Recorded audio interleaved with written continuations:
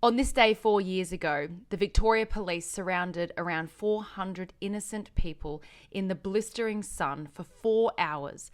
They manipulated us into one corner, held us there, tortured us, didn't offer us water. You've got women that want to go to the bathroom. This is absolutely evil. All for what? For protesting and exercising their freedom of speech and their basic human rights.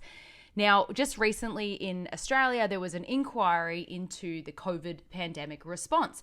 And the health minister, Brett Sutton for Victoria, said that, I'm really sorry, but a lot of our choices, a lot of our advice was made based on best guesses. Yeah, you heard that correct. Not the science, the holy science that everyone was following. No. It was best guesses of who? I don't know, a handful of bureaucrats. So 400 people had their human rights stripped for 4 hours on this day 4 years ago because a few people made some guesses. That's correct. Now, the reason I'm making this video today is not to bring back the past, because that can be quite traumatic for people, but it's to say that this is not over.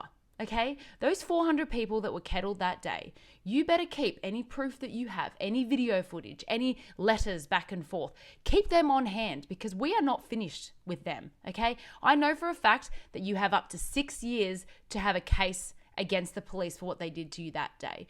And I am going through the court systems myself. I'm learning a lot. I don't have the answers. I don't know exactly what we can do to not necessarily even get justice, but to make sure it doesn't happen again.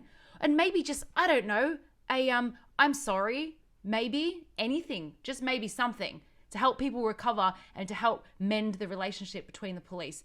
Now, my parents were there that day. My dad was praying the rosary. He was kneeling down, and a big cop yanked his rosary beads out of his hands and arrested him, a 75-year-old man who has never been in trouble with the law in his entire life. And there were so many other stories like that day. And I want you guys to know that it is not over, and I'm learning everything I can so that we can come back and get them. Because the thing is, best guesses is not good enough. Okay? You are allowed to actually lock down a nation if you have evidence to prove that it is necessary. They clearly did not have the evidence, okay? We haven't been able to properly test this in a court, and we will. And we will, because this is my job now, okay? My job is to go to court for my court cases, to try and set precedences so that we can go to court for other people's court cases, class actions, private prosecution. It's all on the table. It's all on the table. And if you're going to ask me, Brett Sutton, Daniel Andrews, it's called malfeasance. They should be behind bars for treason, but also for malfeasance, because as a public service person, as a premier, as anyone in public service, they have a responsibility to the people. And if they misuse that responsibility, it's called malfeasance. It's a criminal offense. Now, up until now, it's been too raw, it's been too fresh, it's been too difficult to go up against the system. But as every day goes past, my friends, it is becoming more and more obvious how right we really were and how much accountability we actually deserve. And it's not just to pat ourselves on the back that we were right, it's to prevent it from happening again, okay? And that the people, the everyday people that read about our stories going to court and winning and things like that, it helps them to see that the government was not right, and that next time something like this happens, whether it's climate change lockdowns or who knows what, okay, maybe those people that believed the government will now listen to their fellow Australians next time. Maybe they won't just call us names. Maybe they'll actually listen to us. And that's why we're going through these court systems. That's why we're, because at the end of the day, it's over. Like, getting an apology isn't going to change the pain that people went through, right?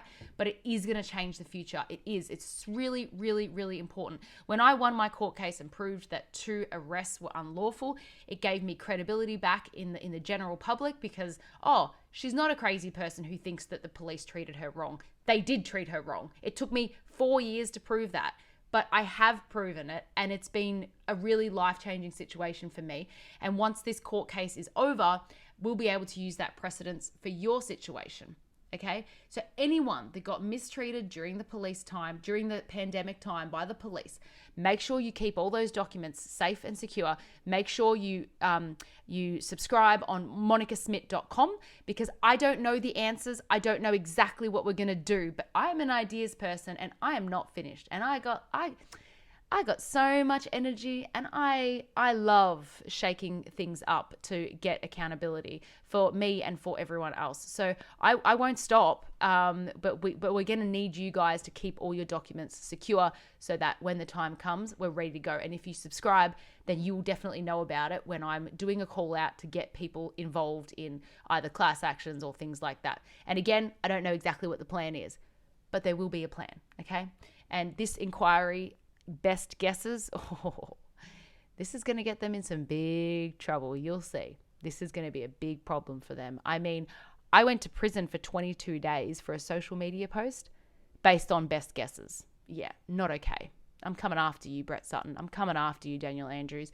You can run, but you can't hide. You can do different jobs. You can go overseas with your buddies in China. I don't care. We're going to keep going. We're going to keep coming for you. So we'll see you soon in court or prison.